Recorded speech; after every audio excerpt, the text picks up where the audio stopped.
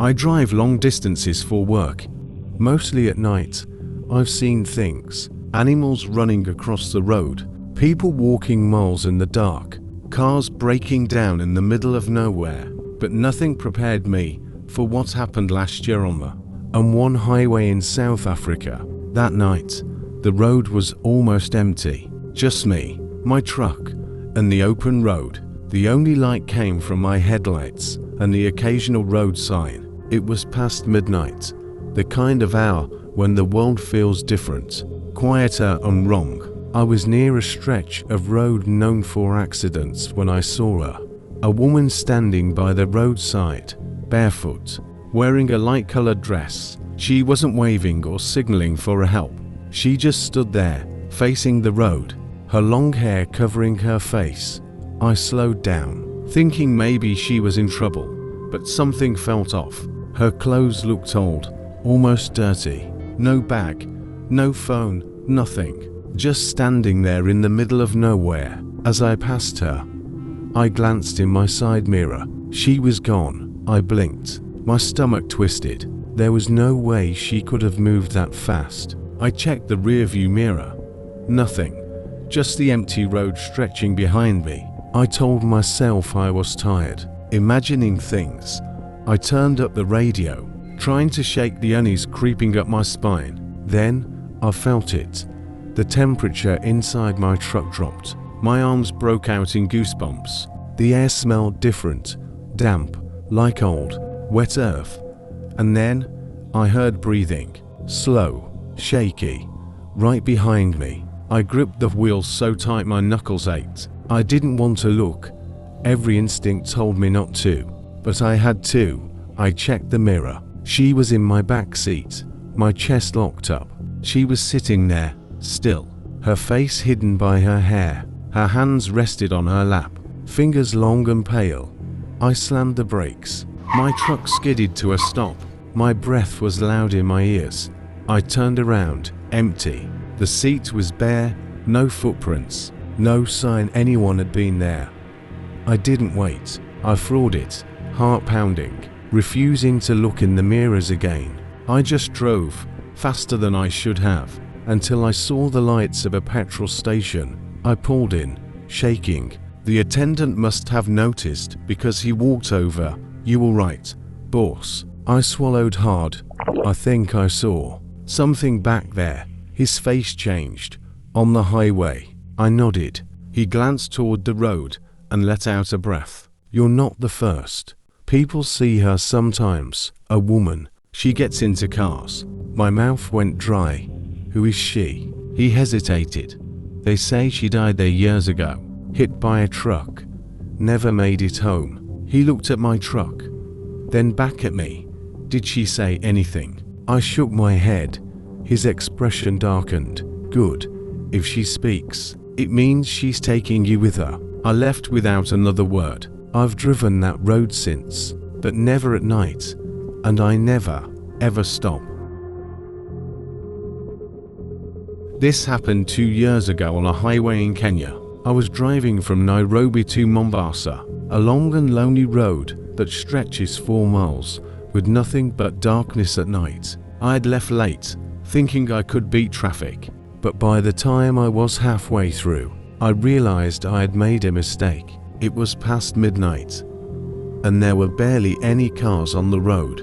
Just me, my old Toyota, and the sound of my tires rolling over the tarmac. Then I saw her, a woman standing on the side of the road. She was dressed in a faded yellow dress, and her hair was long and wild. She was waving one hand, asking for a ride. I slowed down. Something about her didn't feel right, but I was raised to help people in need.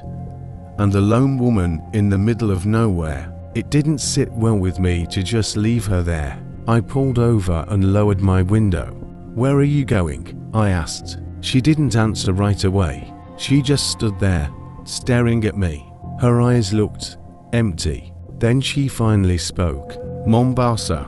Her voice was low, almost a whisper. I unlocked the door. She got in. She didn't say anything after that. She just sat there, hands folded on her lap, staring straight ahead. I tried to make small talk, asked where she was from, why she was out so late. She didn't respond. That's when I noticed something. She had no shoes. Her feet were covered in dust, like she had been walking 4 miles. But her dress was clean, like it had just been washed. A strange feeling crawled up my spine. I turned my eyes back to the road. That's when I saw something in my rearview mirror, her reflection. But it wasn't right. In the mirror, she was looking directly at me, her head tilted, her lips curled into a smile. But when I glanced at her real body, she was still staring straight ahead. I gripped the wheel. My heart started pounding. I told myself it was my mind playing tricks. Maybe I was just tired. Then she spoke. "You should drive faster." Her voice was still low, but this time it had an edge. I pressed the gas. A few minutes passed, and I couldn't take it anymore. I glanced at the mirror again. She was still staring at me, but this time her eyes were completely black. No whites, no pupils, just darkness. I slammed the brakes. My hands were shaking as I turned to look at her. She was gone. The seat was empty, but the door had never opened. I sat there, frozen, the silence pressing down on me. Then I noticed something on the seat where she had been sitting. A pair of dusty footprints. I drove the rest of the way without stopping. When I got to Mombasa, I told a local about what happened. His face turned pale. "You picked up a spirit," he said. "People see her all the time on that road. A woman who died hitchhiking years ago. Some say she's looking for a way home.